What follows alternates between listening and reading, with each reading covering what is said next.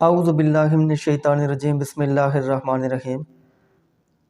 मैं हूं सरदार आमिर ज़हीर एडवोकेट और आप देख रहे हैं मेरा YouTube channel house of justice. Viewers, आज मैं कानून वरासत के बारे में कि अगर एक आदमी की डेथ हो जाती है तो उसके कौन से लीगल हेयर्स को कितना हिस्सा मिलेगा और वो हिस्से भी निकाल के मैं आपको समझाने की कोशिश करूँगा। सबसे पहले मेरी कोशिश होगी कि इंतहाई आसान से जो हिस्से हैं वो निकाल के आपको दिखाऊं, ताकि जब एक पहले स्टेप पर जो इजी चीज़ होती है वो अगर सिखाई जाए तो फिर फर्दर स्टेप वाइज अगर मुश्किल की तरफ जाएं तो फिर आसानी से समझ भी आती है। इसलिए सबसे पहले जो वालिदैन, बेवा, बेटा और बेटी, इनके जो शेयर्स होते हैं जो सबसे इजी समझ लें, तो आज मैं इस वीडियो में सिर्फ उनकी हद तक उनके शेयर्स कैसे निकाले जाते हैं बात करूंगा।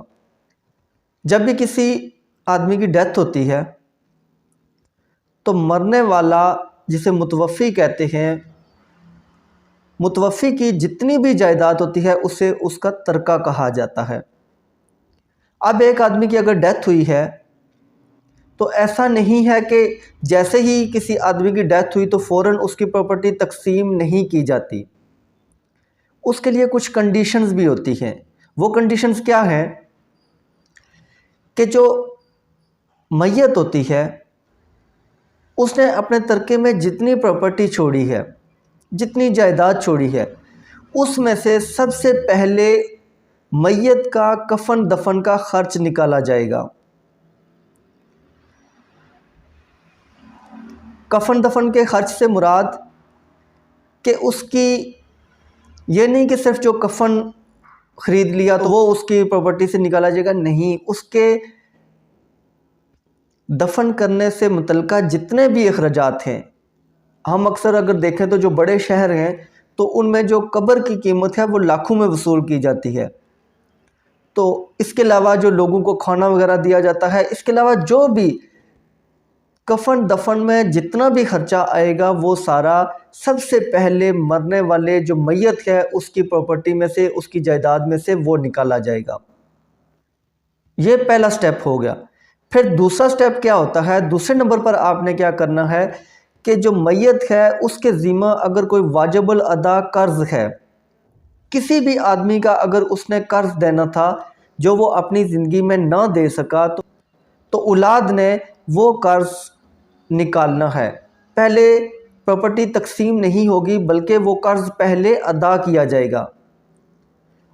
और उस कर्ज में एक और चीज़ भी शामिल होती है कि अगर मैयत ने, उस मरने वाले आदमी ने, उसकी अगर एक बीवी है या एक से ज़ायद बीवियां हैं तो उनका अगर हक महर नहीं अदा किया तो प्रॉपर्टी तकसीम करने से पहले वो हक महर भी निकाला जाएगा। और जो बेवा हैं या अगर एक बेवा है तो उसको जो हक महर की रकम है वो अदा की जाएगी।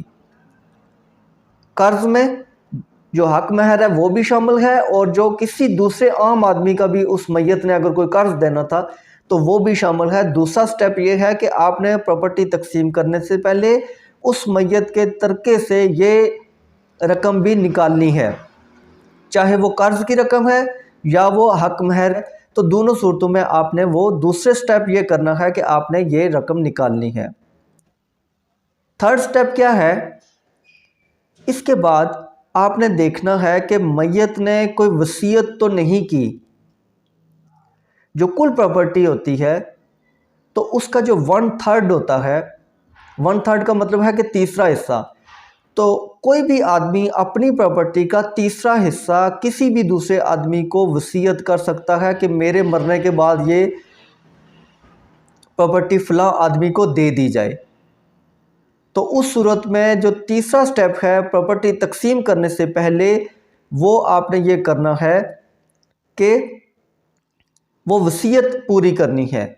और वसीयत अगर 1/3 की हद तक है तो वो आपने अदा करना है। अगर 1/3 से ज़्यादा है तो उसकी फिर वो शरई हैसियत नहीं है, लेकिन 1/3 की हद तक वो पूरा करना ज़रूरी है। अब फ़र्ज़ कर लेते हैं कि एक मैयत है, उसका तरका 1 करोड़ रुपया था, उसमें से जो कफन दफन का सबसे पहला जो स्टेप था, वो खर्चा जो हमने निकाला वो 1 लाख उस पर आ गया। 1 लाख रुपया कफन दफन का खर्चा अदा करने के बाद बाकी जो रकम बची तो वो कितनी थी? 99 लाख। अब 99 लाख में से दूसरा स्टेप क्या था कि अगर मैयत ने किसी का कर्जा देना है या हक महर की रकम अदा करनी है, तो हम फ़र्ज़ कर लेते हैं कि मैयत ने कर्जा भी देना था और हक महर भी अदा करना था, दोनों मिला के 15 लाख मज़ीद अदा कर दिए गए। कर्जा भी दे दिया गया, हक महर भी अदा कर दिया गया। तो अब 99 लाख में से 15 लाख मज़ीद निकाले तो बाकी बचे 84 लाख। अब 84 लाख में से जो थर्ड स्टेप था वो था वसीयत। आपने देखनी है कि कोई वसीयत तो नहीं की गई। अब 84 लाख में से 1/3 कोई भी आदमी अपनी प्रॉपर्टी का वसीयत कर सकता है। तो अगर 84 लाख बाकी बची तो उसमें से 1/3 कितना बनेगा? तीसरा हिस्सा। 1/3 होता है तीसरा हिस्सा। तो 84 लाख का तीसरा हिस्सा जो बनता है वो 28 लाख है। 28 लाख वो भी आपने अदा कर दिया। तो अब जो बाकी रकम बची वो बच गई 56 लाख। इसका मतलब है जितने भी जो लीगल ईयर्स हैं, अब जो उनमें तकसीम किया जाएगा तरका वो कितना होगा? कितने में से वो तकसीम होगा? वो 56 लाख में से होगा। 28 लाख वसीयत चली गई, 15 लाख कर्जा और हक महर की सूरत में जो देना था वो अदा कर दिया गया, और 1 लाख जो कफन दफन का खर्चा था वो अदा कर दिया गया। तो अब 56 लाख आपने तकसीम करना है। अब लीगल एयर्स में कौन कौन शामिल हैं? मिसाल के तौर पर आज जो मैंने, जैसे मैं पहले बता चुका हूँ कि जो सिंपल से लीगल एयर्स होते हैं अक्सर जो देखने में आता है वालिदैन, बेवा, बेटे और बेटियाँ। तो हमने इनको सिर्फ इनके शेयर्स निकालने हैं। तो सबसे पहले आपने वालिदैन के शेयर निकालने हैं। पहले वालिद का निकाल लें। तो वालिदैन का शेयर कितना होता है? 1/6। 1/6 हिस्सा होता है, मतलब कि जो कुल प्रॉपर्टी है उसका छठा हिस्सा। 6 हिस्से कर लें तो उसका छठा हिस्सा वालिदैन का आएगा। वालिदैन में पहले वालिद का निकालें। 56 लाख को आपने 6 से तकसीम करना है।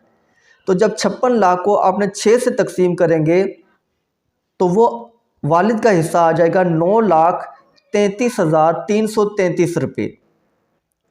ये 1/6 हिस्सा जो हमने 56 लाख में से निकाला तो ये वालिद का आ गया। इसी तरीके से जब वालदा का निकालेंगे तो वो भी 9,33,333 रुपये ही आएगा। वो भी सेम इसी तरीके से निकलेगा कि 56 लाख अगर कुल रकम बाकी बची है तो उसका छठा हिस्सा हम उसको 56 लाख को 6 पर हम तकसीम कर देंगे तो वो भी 9,33,333 रुपये बनेंगे। तो वालिद का भी 9,33,333 रुपये और वालदा का भी 9,33,333 रुपये बन गए। इसके बाद आती है बेवा। बेवा का हिस्सा होता है 1/8। 56 को आपने अब 8 से तकसीम करना है। 8 से तकसीम करेंगे तो वो बन जाएगा 7 लाख। 56 लाख का 8वां हिस्सा बन जाता है 7 लाख। 56 लाख को आप 8 से डिवाइड करें तो 7 लाख बन गया। तो बेवा का हिस्सा निकल आया 7 लाख।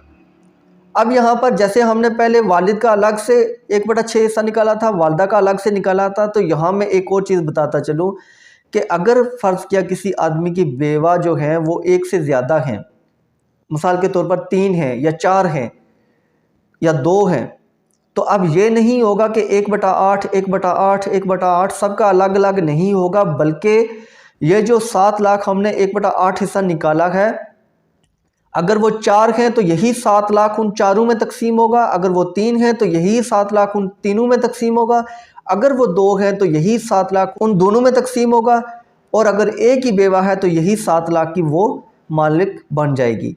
तो बेवा का जो हिस्सा होगा वो टोटल 1/8 ही होगा, उसमें जितनी भी बेवा हैं वो सब उसको आपस में तकसीम कर लेंगी। तो अब आपने अगर 56 लाख में से 9,33,333 जो बाप का, जो माँ का और इसके अलावा जो 7 लाख बेवा का निकाला है तो वो आपने माइनस कर लेना है। अब ये हम माइनस करेंगे 56 लाख में से, ये तीनों शेयर माइनस करेंगे तो जो बाकी बचेंगे पैसे वो है 30,33,334 रुपये बाकी बचे, जो अब बेटे और बेटियों में तकसीम होंगे। अब हम यहाँ पर फ़र्ज़ कर लेते हैं कि 2 बेटे हैं और 2 बेटियां हैं।